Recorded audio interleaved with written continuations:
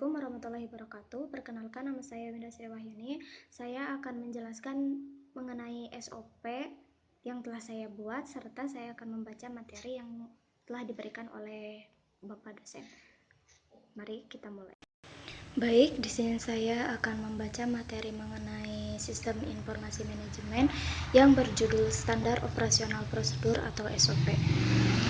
Prosedur operasi standar atau standar operasional prosedur dalam bahasa Inggris yaitu Standard Operating Procedure yang dapat disingkat sebagai SOP adalah suatu alur atau cara kerja yang sudah terstandarisasi. Standar operasional prosedur ini memiliki kekuatan sebagai suatu petunjuk yang bersifat mengikat dan direktif. Hal ini mencakup hal-hal dari operasi yang memiliki suatu prosedur atau langkah-langkah tertulis yang pasti. SOP disusun sesuai dengan kebutuhan, visi, dan misi masing-masing perusahaan atau organisasi dengan tujuan yang berbeda-beda. Menurut Sailendra 2015, Standar Operasional Prosedur atau SOP adalah panduan yang digunakan untuk memastikan kegiatan operasional organisasi atau perusahaan berjalan dengan lancar. Ada fungsi standar operasional prosedur, yaitu 1. Memperlancar tugas petugas atau pegawai maupun tim atau unit kerja. Kedua, sebagai dasar hukum jika terjadi penyimpangan. 3. Mengetahui dengan jelas hambatan dan mudah dilacak. 4. Mengarahkan petugas atau pegawai untuk sama-sama disiplin dalam bekerja. 5. Sebagai pedoman dalam melaksanaan pekerjaan rutin. Manfaat Standar Operasional Prosedur atau SOP menurut Permenpan nomor per/21/M/Pan/11/2008. Manfaat SOP diantaranya yaitu 1. Sebagai standarisasi cara yang dilakukan dalam penyelesaian pekerjaan khusus, mengurangi kesalahan dan kelalaian. 2. Menjadikan staf lebih mandiri dan tidak tergantung pada intervensi manajemen sehingga akan mengurangi keterlibatan dalam pimpinan dalam sehari-hari. 3. Meningkatkan akuntabilitas dengan mendokumentasikan tanggung jawab khusus dalam melaksanakan tugas. 4. Menciptakan ukuran standar kinerja yang akan memberikan pegawai cara konkret untuk memperbaiki kinerja serta membantu mengevaluasi usaha yang telah dilakukan. 5. Menciptakan bahan training yang dapat membantu pegawai baru untuk cepat melakukan tugasnya. 6. Menunjukkan kinerja bahwa organisasi efisien dan dikelola dengan baik. 7. Menyediakan pedoman bagi setiap pegawai di unit pelayanan dalam melaksanakan pemberian pelayanan sehari-hari. 8. Menghindari tumpang tindih pelaksanaan tugas pemberian pelayanan. Dan yang terakhir, membantu penelusuran terhadap kesalahan prosedural dalam memberikan pelayanan. Menjamin proses pelayanan tetap berjalan dalam berbagai situasi. Nah, di sini ada arti dan lambang flowchart dalam membuat SOP. Yang pertama yaitu panah yang bernama flow direction symbol, yaitu simbol yang digunakan untuk menghubungkan antara simbol yang satu dengan simbol yang lain. Simbol ini disebut juga connecting line. Yang kedua yaitu gambar tabung seperti itu kan, yang bernama terminator simbol, yaitu simbol untuk permulaan atau start atau akhir stop dari suatu kegiatan. Yang ketiga ada lingkaran yang bernama konektor simbol, yaitu simbol untuk keluar masuk atau penyambungan proses dalam lembar atau halaman yang sama.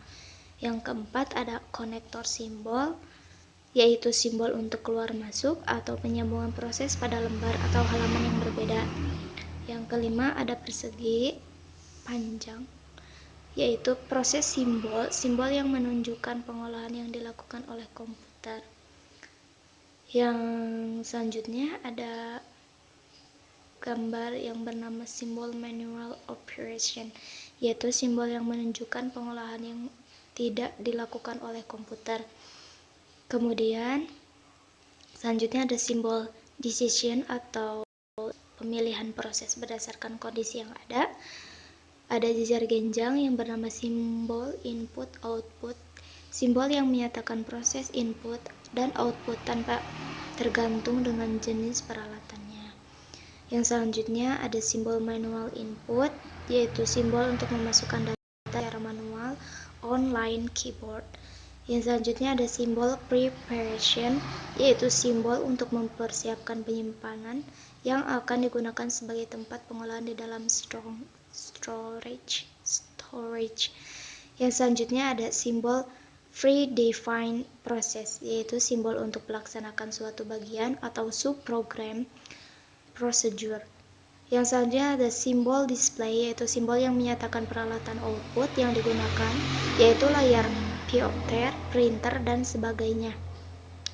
Ada simbol disk and online storage, yaitu simbol yang menyatakan input yang berasal dari disk atau disimpan ke disk. Selanjutnya ada simbol magnetik tanpa unit, tap unit, yaitu simbol yang menyatakan input berasal dari pita magnetik atau output disimpan ke pita magnetik. Selanjutnya ada simbol punch card, yaitu simbol yang menyatakan bahwa input berasal dari kartu atau output ditulis ke kartu. Dan yang terakhir ada simbol dokumen, yang menyatakan input berasal dari dokumen dalam bentuk kertas atau output dicetak ke kertas. Nah, gambar-gambarnya tinggal dilihat simbol-simbolnya ini seperti ini.